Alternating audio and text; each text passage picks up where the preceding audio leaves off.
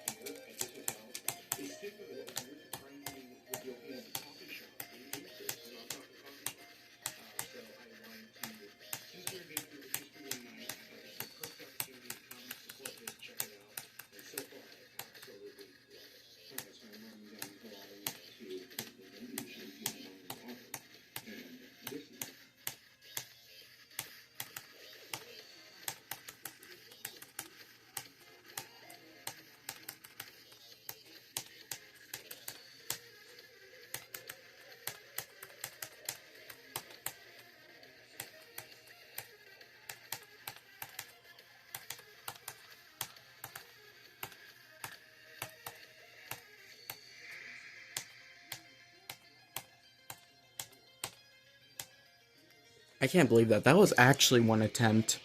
But yeah, if you made it to the end, thanks for watching, and hopefully you'll take my advice to heart and do what I just did.